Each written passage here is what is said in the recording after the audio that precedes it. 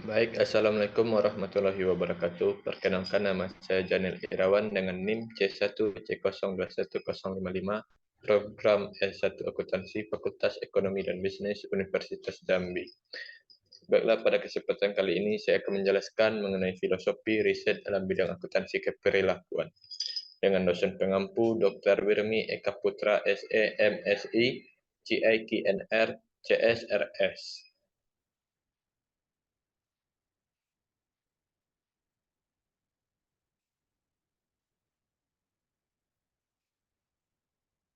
Membahas filosofi riset dalam bidang akuntansi keperilakuan ini, ada 6 pokok pembahasan yang harus kita bahas.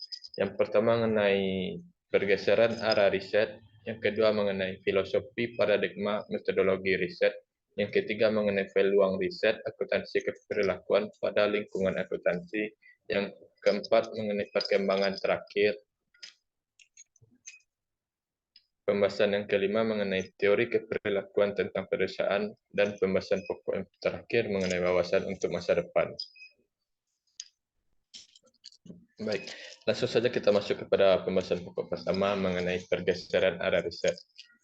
Pada hakikatnya, riset bertujuan untuk mengungkapkan kebenaran. Kebenaran yang diperoleh melalui 4 lapisan fundamental. Lapisan yang pertama, yaitu lapisan paling dasar, merupakan kebenaran indrawi, yaitu kebenaran yang dapat kita rasakan dan dapat kita rasakan. Yang lapisan di atas kebenaran indrawi yaitu ada kebenaran ilmiah, kebenaran yang dapat dibuktikan secara ilmiah. Kebenaran yang di atas lebih tingkat dari kebenaran ilmiah itu ada kebenaran filsafi, kebenaran yang telah mengalami pembenaran dari ilmu-ilmu sebelumnya. Yang lapisan terakhir itu lapisan puncak dari kebenaran merupakan kebenaran religi, yaitu kebenaran yang telah dapat dipercaya secara penuh hati. Selanjutnya kita akan mengenal filsafat. Apa itu sih filsafat? Sebelum kita mengenal lebih lanjut filsafat, filsafat itu berasal dari bahasa Yunani yang terdiri dari 2 kosakata. Yang pertama mengenai philos, yang artinya dalam bahasa Yunani itu suka atau cinta, dan yang kosakata yang kedua mengenai sophia, yang artinya mengenai kebijaksanaan. Dapat digabungkan arti filosofi dalam bahasa Yunani itu suka kebijaksanaan atau cinta dengan kebijaksanaan. Secara umum, filsafat merupakan proses kritik atau pemikiran terhadap kepercayaan yang diterima secara baik dan normal.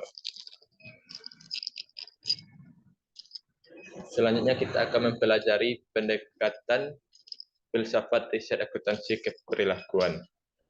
Pendekatan filsafat riset akuntansi keperilakuan ini pertama kali dilakukan survei oleh riset Burrell dan Morgan pada tahun 1979, di mana riset Burrell dan Morgan ini berkaitan mengenai 2 sisi. Yang pertama ada pendekatan subjektivitas. Pendekatan subjektivitas ini berkaitan dengan nominalisme, antipositivisme, voluntarisme, dan ideografis. Sedangkan pendekatan sisi lainnya mengenai pendekatan objektivisme, di mana pendekatan objektivisme ini berkaitan dengan realisme, positivisme, determinisme, dan nomotetik. Pokok pembahasan yang kedua mengenai paradigma riset akuntansi. Paradigma riset akuntansi keperilakuan dapat digolongkan ke dalam 6 paradigma. Yang pertama mengenai paradigma fungsionalisme, atau bisa disebut juga dengan positivistik. Yang kedua mengenai paradigma interpretif. Yang ketiga paradigma strukturalisme radikal. Yang keempat paradigma humanis radikal. Yang kelima paradigma postmodernisme. Dan yang keenam ada paradigma akuntansi kritis. Pokok pembahasan ketiga mengenai peluang riset akuntansi keperilakuan pada lingkungan akuntansi. Peluang riset akuntansi keperilakuan pada lingkungan akuntansi ini dapat kita lihat ada 6 peluang riset yang diberikan oleh lingkungan akuntansi mengenai akuntansi keperilakuan. Peluang pertama mengenai pemeriksaan akuntansi atau audit. Yang kedua mengenai akuntansi keuangan. Yang ketiga ada akuntansi manajemen. Yang keempat ada sistem informasi akuntansi. Yang kelima ada perpajakan. Yang keenam pertumbuhan riset keperilakuan. Pokok pembahasan yang keempat mengenai perkembangan terakhir dari riset akuntansi keperilakuan. Perkembangan terakhirnya, wawasan riset akuntansi keperilakuan dapat diperoleh dengan yang pertama, survei publikasi utama dari riset akuntansi keperilakuan itu sendiri. Selanjutnya dapat melalui klasifikasi topik artikel yang dipublikasikan dan pemetaan publikasi terhadap model perilaku individu. Pembahasan kelima mengenai teori keperilakuan tentang perusahaan. Teori keperilakuan tentang perusahaan ini yaitu tujuan suatu organisasi akan dipandang jika memenuhi standarnya. Standar yang dimaksud ada 3 standar yang termasuk dalam tujuan organisasi. Yang pertama, hasil pengaruh dari permulaan proses antar anggota organisasi. Yang kedua, mengenai penentuan batas pengambilan keputusan dan penyelesaian masalah. Yang ketiga, mengenai mengoptimalkan peranan sistem pengawasan internal.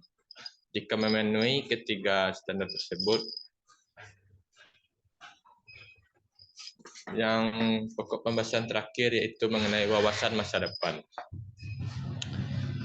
Jika kita mempelajari lebih lanjut mengenai akuntansi keperilakuan ini, wawasan masa depannya di masalah terbesar yang akan kita hadapi di akuntansi keperilakuan berkaitan dengan pendanaan. Pendanaan untuk riset yang makin lama akan berkurang disebabkan kantor akuntansi publik Amerika Serikat yang termasuk ke dalam The Big Four kurang mendukung riset akademik dibandingkan masa lalu. Baik, hanya sekian yang dapat saya sampaikan. Saya ucapkan terima kasih. Saya Janel Irawan, pamit undur diri. Wassalamualaikum warahmatullahi wabarakatuh.